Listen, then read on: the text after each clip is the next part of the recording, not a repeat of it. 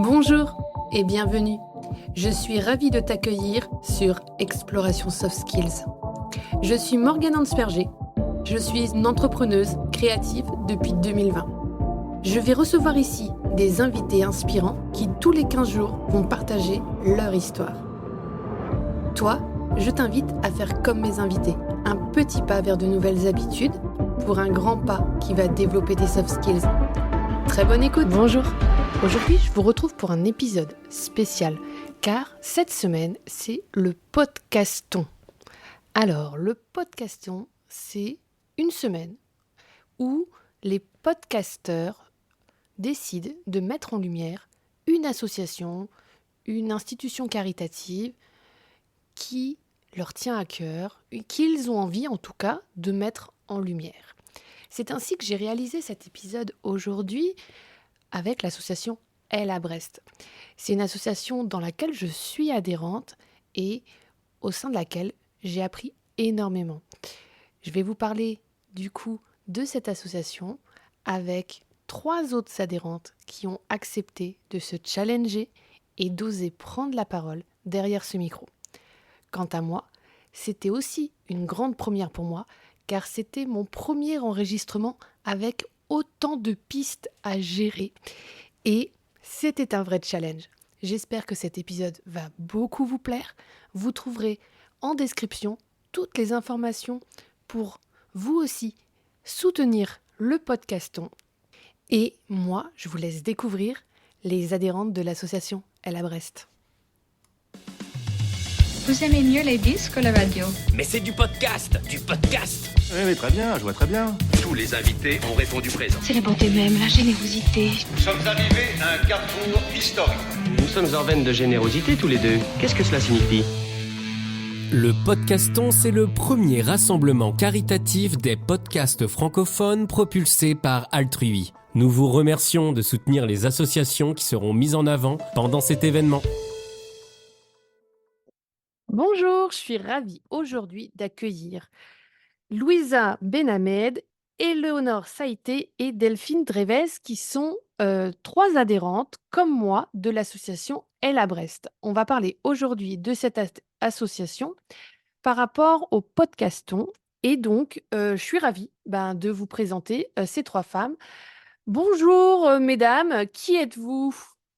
Bonjour Morgane, je suis Éléonore, je suis à Brest depuis 14 ans et actuellement j'occupe les fonctions de coprésidente, particulièrement en charge de la vie du réseau.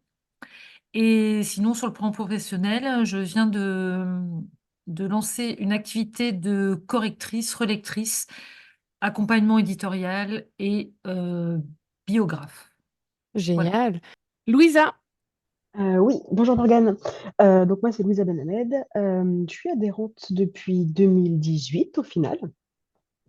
Et du coup je suis aussi coprésidente, mais du coup liée à la partie égalité professionnelle femmes-hommes. Et sur le plan professionnel, je suis responsable QSE, donc 3 lettres mystérieuses, mais pour désigner la partie qualité, sécurité et environnement en entreprise. Super, merci beaucoup Louisa. Delphine. Bonjour. Alors, je suis membre de l'association à la Brest depuis 3 ans, co-trésorière de l'association et actuellement, je suis assistante de direction après, après une reconversion professionnelle puisque pendant 20 ans, j'ai été traductrice indépendante. Voilà. Donc en fait, plusieurs profils différents. Moi, je suis également adhérente de l'association et je suis entrepreneuse. On a toutes les 4 et les autres adhérentes un point commun tout de même, c'est qu'on habite un secteur géographique qui est proche de la ville de Brest. On peut dire ça quand même. Alors, est-ce que on pourrait expliquer aux auditrices, aux auditeurs, qu'est-ce que c'est que cette association Elle à Brest, un petit peu son histoire et dans quelles circonstances elle évolue? Éléonore, est-ce que tu veux nous expliquer un petit peu? Oui, je peux. Alors, Elle à Brest existe depuis 2009. À l'origine, cette association avait été créée pour les femmes cadres qui ressentaient le besoin d'avoir un réseau qui leur corresponde et puis aussi de mieux connaître ce qui se passait au niveau de l'économie du territoire de Brest et un peu plus largement sur le Finistère Nord. Donc, Ella Brest, c'est un réseau qui a deux grandes missions. À la fois de favoriser l'insertion des membres de son réseau dans l'économie locale et de ce fait aussi participer à l'attractivité du territoire et promouvoir l'égalité professionnelle entre les femmes et les hommes. Donc voilà, Ella Brest accueille aussi énormément de femmes qui arrivent de l'extérieur de Brest, qui ont vécu à l'étranger, à Paris, enfin un peu partout. Pour certaines qui reviennent sur leur terre d'enfance, voilà, ou d'autres qui arrivent à Brest ne connaissant personne. Et donc elles ont besoin de se créer un réseau à la fois professionnel, mais aussi, on va dire, un peu comme un réseau social, en fait. Voilà. Et donc, euh, donc c'est un réseau qui regroupe des femmes qui ont des parcours très différents, qui travaillent dans des secteurs d'activité très divers. Donc ça vraiment, de mon point de vue, ça fait vraiment la richesse du réseau. Et donc, au départ, il y avait principalement des femmes cadres, et puis au fil du temps, euh, le, comment dire, les femmes qui ont intégré le réseau avaient des profils un peu plus divers, et donc on a accueilli au fil du temps aussi pas mal d'entrepreneuses. Donc c'est un réseau original aussi en ça, puisque il y a des entrepreneuses, des salariés qui sont déjà actives, d'autres personnes qui sont en recherche de poste, par exemple celles qui arrivent sur Brest, ou aussi en recherche de reconversion professionnelle. Donc voilà, donc c'est un réseau qui regroupe, à l'heure actuelle, on est une cinquantaine de membres. Et donc voilà, l'idée, c'est de créer du lien entre nous, de l'entraide éventuellement, et puis de partager beaucoup de choses sur nos vies professionnelles, sur différentes thématiques. Peut-être qu'on va en parler un peu plus tard. Ah, qu'est-ce qu'il y a dans le pôle égalité? Du coup, effectivement, on a plusieurs pôles. Donc, un, c'est la partie égalité professionnelle, homme-femme, femme-homme, enfin, voilà, comme on veut. Dans ce pôle, on va alors explorer des éléments du féminisme, on va sensibiliser nos adhérentes. Alors, selon les actions, on va être soit centré sur nos adhérentes, soit centré sur du grand public, sur les notions d'égalité professionnelle. Alors, effectivement, selon les années, on va dire, on va être sur du paraprofessionnel, du 100% professionnel. Voilà. Des fois, on gravite toujours autour de cette notion d'entreprise, on va dire, mais toujours sur la partie comment est-ce que bah, nous, les femmes, est-ce qu'on appréhende notre environnement et les freins qu'on a, enfin voilà, comment aussi déjouer ces freins-là. Donc, par exemple, voilà, sur la partie sensibilisation, on a fait des, des soirées thématiques jeux de société féministes. On a aussi créé un jeu, mais je pense qu'on en reparlera peut-être un peu plus tard. Il y a eu aussi des conférences qui ont été organisées sur, alors ça, Éléonore, tu pourras peut-être plus facilement en parler que moi, sur la médecine et le corps des femmes. Voilà, donc sensibiliser sur des notions telles que le plafond de verre, sur le sexisme bienveillant ou non, ce type d'éléments dont certaines personnes sont très au courant et d'autres beaucoup moins. Voilà, donc ça permet aussi de faire partager l'information. Super. Et elles se retrouvent régulièrement, ces femmes-là? Comment ça se passe? Oui, alors le fonctionnement de l'asso, en fait, on va avoir une réunion mensuelle, donc on appelle la réunion mensuelle, l'ARM pour les intimes. Donc on va se rencontrer tous les mois autour d'une thématique. Alors parfois uniquement pour se rencontrer nous et réseauter, parfois sur des éléments économiques du territoire. On va faire des visites de sites, enfin d'entreprises, ou alors on va inviter des associations du territoire. Voilà, des choses assez variées qui vont nous permettre de faire une base de discussion. Et toujours, donc, ces réunions mensuelles sont dans une première partie, une thématique, et ensuite, on peut rester toujours dans la convivialité pour boire un coup, manger, grignoter un petit truc, et puis pour pouvoir poursuivre les échanges. Et en plus de ça, selon les personnes, selon les femmes, si elles ont le temps ou l'envie de vouloir s'investir, on va avoir différents pôles. Donc le pôle communication, le pôle accueil de la membre, le pôle égalité, le pôle économie. On peut s'investir dans ces groupes-là pour pouvoir organiser des événements, ce que je disais tout à l'heure, soit à destination des adhérentes ou du grand public, selon les thématiques de l'année. En plus, la cerise sur le gâteau, on propose aussi des partages de compétences, qu'on appelle, ou des petites formations, on va dire, enfin, petites. C'est pas pour nous dénigrer, on va dire, c'est pas des formations qualifiantes, mais c'est par exemple comment booster son LinkedIn. On organise on a pu organiser fresques du climat, voilà, ce type d'événement pour pouvoir, au final, pouvoir faire partager en fait ce qu'on sait. Chacune de nous, on est des professionnels avec des compétences, des savoir-faire, et au final, ça nous permet de mettre en lien ces compétences et de pouvoir les partager tout court. Ouais, super. Est-ce qu'on pourrait peut-être faire une petite rétrospective des choses intéressantes qu'a proposé l'association Elle à Brest depuis plusieurs années? Parce que je crois que on arrive proche d'un anniversaire, donc l'association a bientôt 15 ans. Donc en 15 années, qu'est-ce qui s'est passé comme événement à destination des membres, mais aussi à l'ouverture au grand public, par exemple? Éléonore, est-ce que tu as assisté à des choses inspirantes? Ouais, moi, je suis parmi les anciennes maintenant du réseau. Oui, oui, oui, on a fait beaucoup de choses en 15 ans. Il y a eu beaucoup d'échanges entre les membres déjà. On a découvert plein d'associations. On a aussi une année organisé un job dating, donc là plus à destination des personnes en recherche d'emploi, mais pas que, parce que finalement les entreprises étaient venues se présenter, donc c'est intéressant pour tout le monde. Justement, pour rebondir sur ce que disait Louisa, on essaie vraiment de montrer un panorama le plus large possible des entreprises qui existent, du système économique, enfin voilà, de l'écosystème économique brestois et nord-finistérien. Donc, ce qui fait que ça nous a permis au fil des années de nouer aussi beaucoup de liens avec d'autres réseaux professionnels, avec la métropole. Donc voilà, donc on a pu, par ce biais-là, faire venir régulièrement, faire intervenir pas mal de chefs d'entreprise ou peut-être de réseaux dans nos rencontres mensuelles. Et puis sinon, voilà, on a toujours eu à cœur aussi de s'adresser au grand public. Donc à la fois sur le volet égalité, comme l'a dit Louisa tout à l'heure. Par exemple, on a organisé une conférence, ouais, entre autres, une conférence sur les femmes et la santé. Donc, ce qui nous a permis, nous-mêmes, en tant qu'organisatrices, d'apprendre énormément de choses sur la question. C'est ça aussi qui est chouette, le fait de s'investir dans l'asso, c'est que, en fait, on apprend plein de choses quand on organise des événements. Voilà, c'est toujours très riche.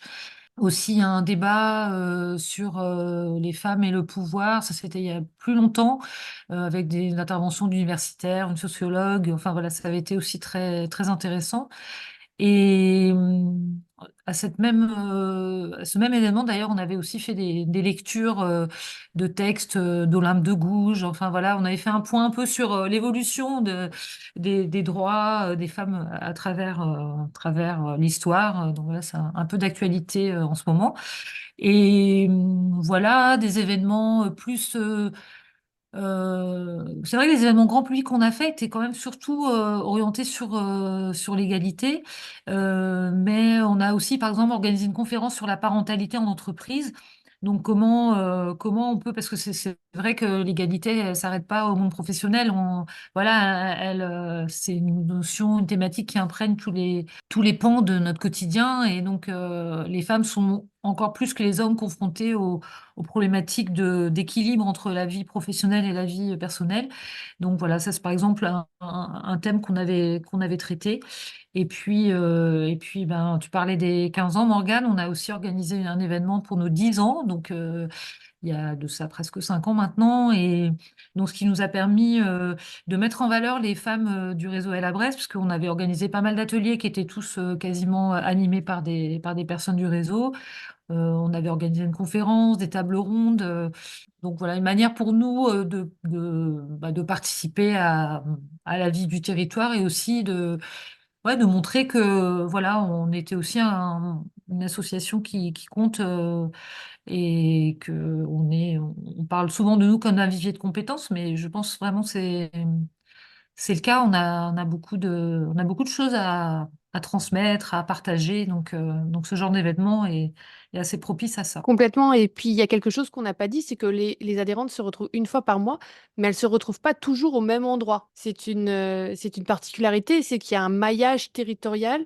On se fait recevoir dans des structures telles que le Technopole ou telles que des lieux divers de Brest qui permettent aussi de découvrir des endroits ou des personnes qui font aussi la richesse du territoire et de l'économie locale. Ouais, tout à fait. Que ce soit effectivement le volet économique, ben, tu parlais du Technopole, parce qu'on est adhérente du Technopole. Ça peut être le pôle de l'économie sociale et solidaire, le Fab Lab de l'université, d'autres types d'entreprises. On était allé aussi chez un assureur. Euh, voilà. Et puis, ben, Louisa en parlait tout à l'heure, des valeurs importantes pour nous et aussi parce que c'est là que se créent les liens, bah, c'est aussi la convivialité. Donc on fait aussi découvrir, comme il y a beaucoup de femmes qui connaissent pas Brest, on fait aussi découvrir des endroits sympas, des tiers-lieux, des cafés accueillants. Enfin voilà, donc ça fait partie aussi à la fois de l'accueil qu'on a envie de mettre en place et aussi de la découverte, ouais, comme tu le disais, quoi, de tout ce qui se passe à Brest. Ça m'intéresse d'ailleurs, quelle est la raison principale ou les raisons principales qui vous ont fait adhérer à cette association Elle à Brest? Alors, en ce qui me concerne, à l'époque où j'ai adhéré à Elle à Brest, j'étais dans une phase un peu de perte de confiance. Je travaillais pas à ce moment-là et ça s'est fait assez de façon, comment dirais-je, en fait, j'ai rencontré la présidente enfin la personne qui était présidente à ce moment-là d'Ella Brest. Il se trouve qu'elle était aussi la maman d'enfants qui étaient scolarisés dans la même école que les miens. Et comme on était assez proches, voilà, elle me parlait tout le temps d'Ella Brest. Et donc j'ai fini par me dire quand même, ça m'a l'air intéressant. Je vais aller voir à quoi ça ressemble. Et j'ai vraiment tout de suite été séduite par le fait que ce soit un réseau féminin, des échanges qu'on pouvait avoir. Et puis assez vite, j'ai été aussi embarquée dans le bureau, le conseil d'administration. Donc ça m'a permis déjà voir comment ça fonctionnait, et puis voilà, d'apporter une nouvelle dimension à ma vie professionnelle, même si elle n'a pas été très développée à ce moment-là, mais en tout cas, ça m'a vraiment permis d'ouvrir mes horizons. Alors là, vraiment de façon très large, de monter énormément en compétences aussi. Là, je digresse un peu parce que c'était pas la question de départ sur uniquement pourquoi j'ai adhéré, mais c'est vrai que ça, je le dis souvent, Elle à Brest m'a apporté énormément au niveau compétences, à tel point que j'ai pu ensuite candidater sur des postes de coordination d'associations, etc., parce que j'avais appris énormément, quoi. Et puis, ben, sans compter le côté humain, les richesses, la richesse des rencontres qu'on fait dans cet asso, quoi. C'est juste, ouais, super chouette. Mais je suis complètement d'accord avec toi, Éléonore. Moi, j'ai adhéré pendant le Covid et pour le coup, je venais de devenir entrepreneuse, en parallèle d'être salariée, donc j'avais vraiment cette double casquette et je cherchais à rencontrer des humains. Donc en temps de pandémie, c'était pas la super idée, mais j'ai trouvé à El Brest des humaines formidables.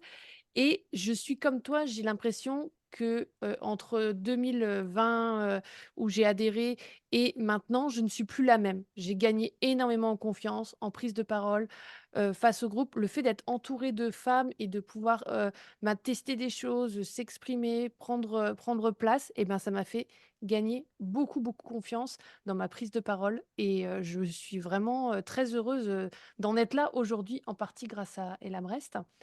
Toi, Louisa, pourquoi est-ce que tu as adhéré à cette association? Vous allez voir, il y a quelques mots-clés qui vont être, qui vont être redondants. Alors moi, j'étais en fin d'études, en fait, et dans mon cursus scolaire, même professionnel, professionnel à l'époque, pardon, j'avais jamais entendu parler de réseau.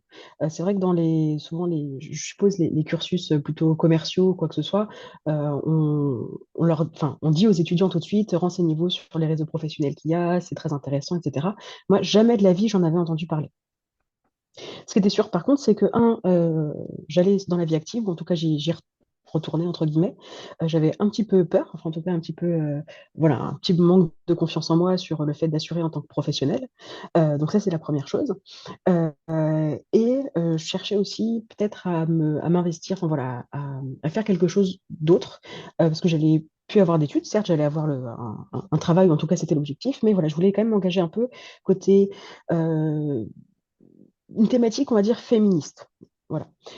Et il y avait deux personnes qui étaient dans ma promo à l'époque, qui étaient en reprise d'études et qui avaient été habituées à se renseigner sur les réseaux dès qu'elles arrivaient dans une ville, enfin voilà, repérer quels étaient les réseaux en place, etc., y adhérer, participer, et comme ça se faire des connaissances, pouvoir avoir d'autres opportunités professionnelles, etc.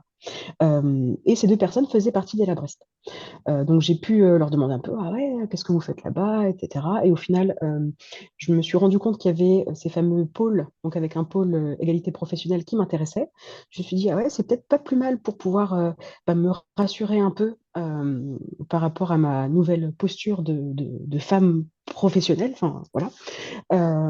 Et du coup, j'ai commencé comme ça. J'ai fait une première année, on va dire, d'observation, mais ça m'a fait vraiment découvrir un autre monde dans le sens où on n'est que des femmes chez La Brest et on n'est que des professionnels. Alors, certaines professionnelles euh, rebondissent, on va dire, dans leur vie pro et sont à la recherche, soit se réorientent, soit sont arrivées sur le territoire et sont à la recherche d'un emploi, etc. Mais enfin, c'est quand même des personnes avec des compétences différentes et ça m'a permis de rencontrer, enfin, ça me permet toujours d'ailleurs, de rencontrer des profils que jamais de la vie j'aurais pu côtoyer des gens comme ça, avec chacun a sa bulle, on va dire, a fait tel type d'études ou pas, et voit certains types de personnes.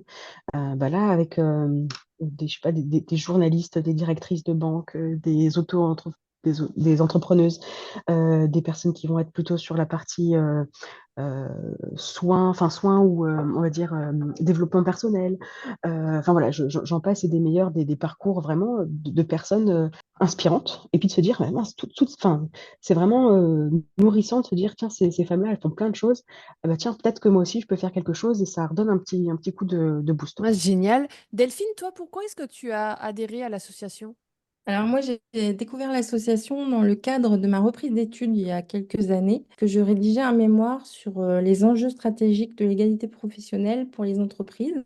Et donc j'ai adhéré à l'association pour rencontrer des personnes et voir un peu de quoi il s'agissait. Et très vite, en fait, j'ai adhéré au pôle égalité. Et puis, j'ai été embarquée voilà, par les personnes qui faisaient partie de ce pôle, qui étaient très enthousiastes et très dynamiques, dont toi, Morgane, et Louisa et Léonore. Et puis, on a rapidement, en fait, vous aviez déjà commencé à l'époque à travailler sur un jeu qui s'appelle 6%, qui vise à mettre en avant le manque de visibilité des femmes dans l'espace public. Que voilà, j'ai mis vite, j'étais prise dans l'engrenage et ça m'a beaucoup plu. Voilà. On peut parler de sujets très variés, on peut parler de sujets féministes. Par ailleurs, en dehors du pôle égalité, je rencontre, tout comme Louisa, voilà, des personnes que je n'aurais jamais rencontrées autrement et j'apprends beaucoup. C'est des échanges très riches et pour une personne comme moi qui a travaillé longtemps de façon indépendante et isolée, voilà, ça me permet de m'ouvrir à l'extérieur et de découvrir d'autres façons de faire, d'autres façons de travailler. Ouais, complètement d'accord avec toi, Delphine. C'est vrai que ben, moi, pareil que toi, 6%, ça a été vraiment un premier travail d'équipe, en fait, parce que étant salarié dans l'éducation nationale, je travaillais avec des humains, mais finalement, j'avais pas de prise de décision, je pouvais pas être libre de ce que je faisais. Là, en créant ce jeu ensemble avec d'autres humaines qu'en plus on ne connaissait pas à cette époque-là, hein, du tout, eh ben, on a appris. à travailler ensemble, à travailler à distance, parce qu'on était en fin de pandémie, c'était encore un peu chaud, hein, les masques et tout ça. C'était quand même une période qui était un peu compliquée encore. Et on a lancé un jeu. Alors, je vais vous expliquer un petit peu rapidement ce que c'est 6%, et puis vous allez compléter, hein, mesdames. L'idée de 6%, c'était de proposer aux habitants de la ville de Brest un jeu en immersion. C'est-à-dire qu'on allait leur proposer une balade en famille, entre amis, dans les rues de la ville, avec une mission. C'est-à-dire que sur leur téléphone, ils allaient avoir une quête. Cette quête allait être concrètement d'aider une petite entité extraterrestre ou quelque chose comme ça. En tout cas, de renommer le nom des rues avec des noms de femmes. Donc, par un système en fait de géolocalisation sur leur téléphone, ils devaient répondre à des questions pour découvrir des femmes inspirantes, mais des femmes inspirantes locales. Est-ce que vous vous souvenez, par exemple, d'une femme inspirante qui est dans 6%? Celle qui me vient comme ça spontanément en tête, c'est Marta Pan. D'accord, est-ce que tu peux nous dire qu'est-ce qu'elle a fait, Marta Pan? Alors, c'est elle qui a conçu les fontaines qui se trouvent dans la rue de Siam, qui ont des formes géométriques qui sont assez imposantes, hein, et voilà, donc je la connaissais pas du tout. Je voyais ces fontaines quasiment tous les jours, mais j'ignorais totalement qui était la personne qui les avait créées, et j'ignorais d'autant plus que c'était une femme. Donc voilà, ça fait partie des personnes que j'ai découvertes grâce au jeu. Super. Est-ce que Louisa, t'avais quelqu'un dans l'idée? J'avais quelqu'un sous le coude, mais ça fait un petit moment, donc on verra si je me souviens de tout. La personne à laquelle je pensais, c'était la comtesse de Carbonnières. Pourquoi? Parce que bah, c'est vrai que en faisant des recherches pour le jeu, on s'est rendu compte que alors Brest était un peu moins pire, si j'ose dire, que d'autres villes sur la partie dénomination des noms de rues avec des noms de femmes, en tout cas le rapport homme-femme. Bon, il est toujours pas très bon, mais voilà, c'était un petit peu moins pire. Et on se rend compte que ben, on s'est rendu, enfin, on tente d'améliorer les choses et les femmes qui vont être nommées, enfin, qui vont avoir des rues nommées à leur nom, maintenant, c'est sur des nouveaux lotissements qui sont sur les extérieurs de Brest parce que, bah, voilà, prise de conscience tardive.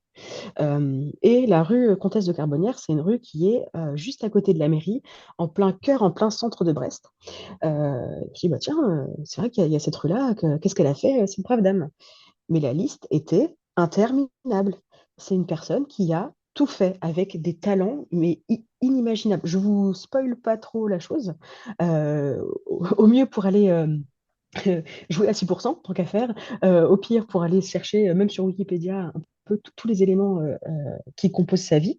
Mais c'est-à-dire que une question était à peine suffisante, tellement il y avait de rebondissements dans sa vie et tellement elle avait fait de choses. Et effectivement, c'était une femme extraordinaire. D'où sort ce nom 6%? 6%, c'est enfin, c'est le pourcentage de rues nommées selon une femme. Donc, il est, j'allais dire volontairement aguicheur. Non, pas forcément. On va dire que le reste du pourcentage n'est pas uniquement sur la partie rue nommée selon des hommes. On va aussi retrouver la rue des Platanes, la rue des Cerisiers et la rue des Puffins. Voilà, effectivement, toute la partie faune, flore et tout ce qu'on peut imaginer va rentrer aussi dans ce package-là. Voilà les dates, la rue du 11 novembre, l'impasse des Mouettes ou la rue des Glaïeuls, effectivement. Donc 6%, c'était le score de Brest, c'est ça?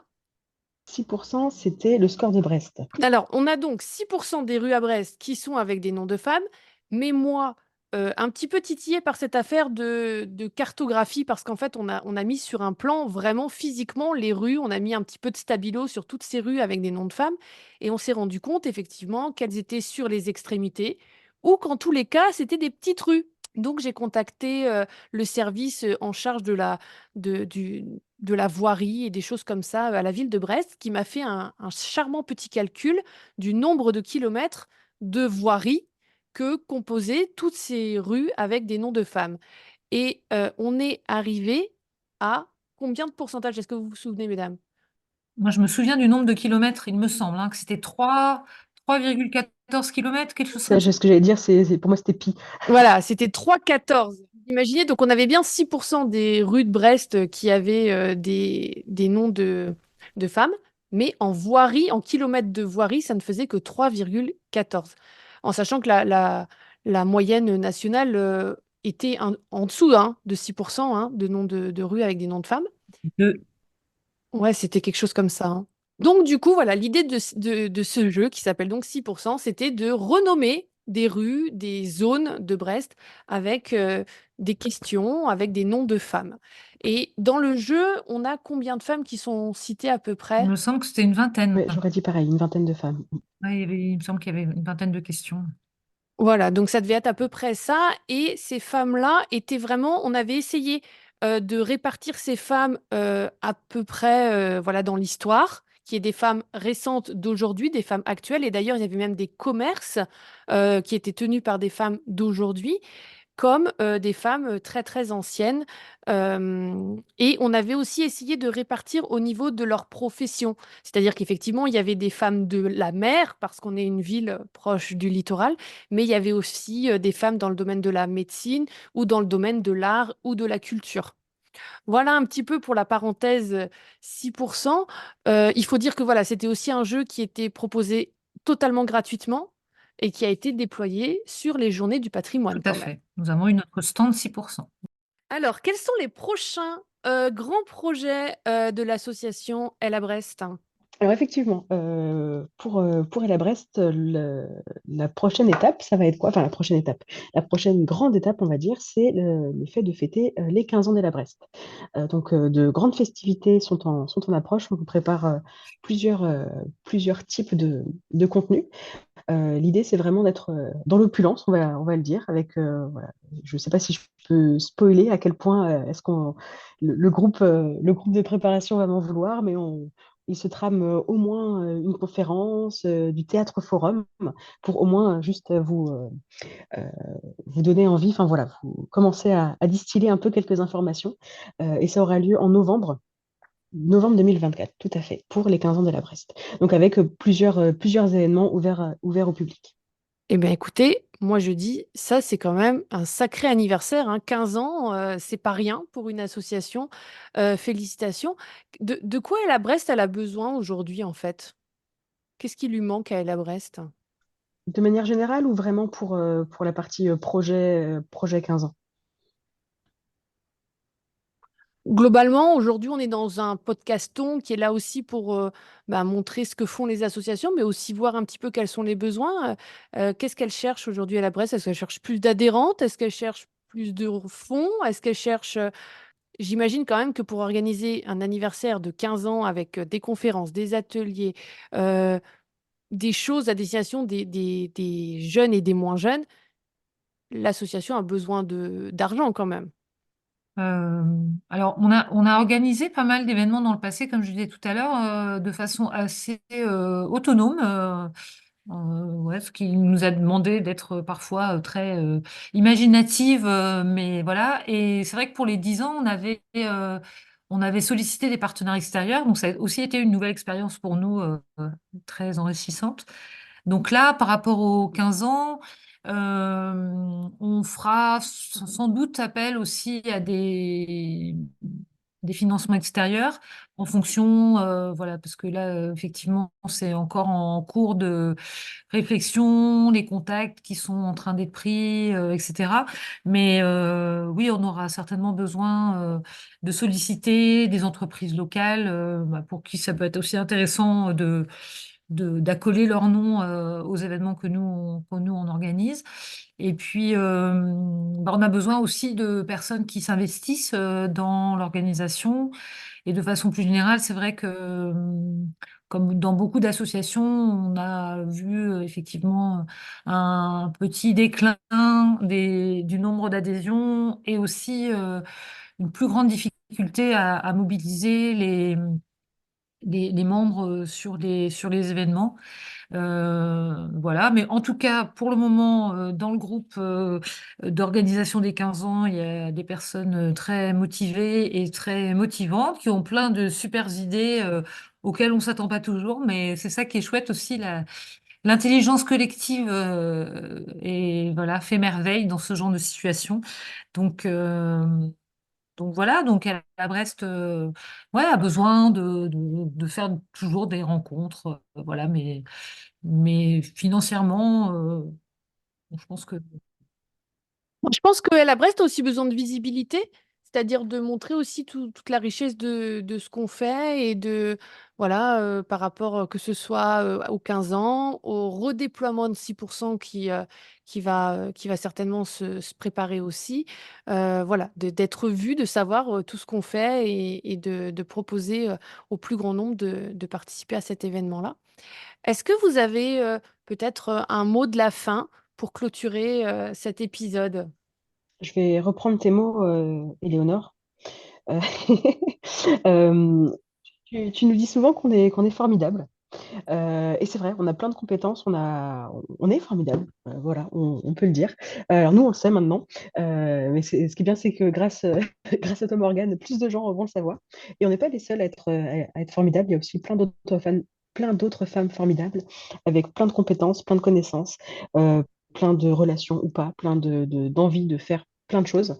Euh, et au final, qu'elles soient avec nous, qu'elles soient de leur côté ou quoi que ce soit, je pense qu'on pourra aller loin. Et le fait de montrer de plus en plus qu'on a des compétences, qu'on a de la valeur, qu'on est capable de faire des choses, euh, je pense qu'on va vers un monde un peu plus juste. En tout cas, c'est ce qu'on veut faire. Merci beaucoup, Louisa. C'était une très très bonne conclusion, je trouve, hein. Qu'est-ce que vous en pensez? Je suis complètement d'accord. Merci beaucoup à toutes les trois et je salue toutes les autres adhérentes qu'on n'a pas pu inviter aujourd'hui dans cet épisode de podcast et toutes celles qui vont nous rejoindre bientôt, que ce soit pour les événements ou pour d'autres choses qu'on va organiser dans cette association Elle à Brest. Je vous remercie beaucoup de vous être challengés pour passer dans cet épisode de podcast avec moi. Je te remercie d'avoir écouté cet épisode. On se retrouve dans 15 jours. Si cet épisode t'a plu, je serai ravie de lire ton commentaire et de voir ton like. Toi aussi, tu peux faire rayonner les soft skills en partageant cet épisode. Et pour continuer à les explorer, tu peux t'abonner à cette chaîne ou me retrouver sur tous mes réseaux sociaux sous le nom Morgane Ansperger ou Morgane Facilitation. Je te souhaite une très belle journée. À très vite!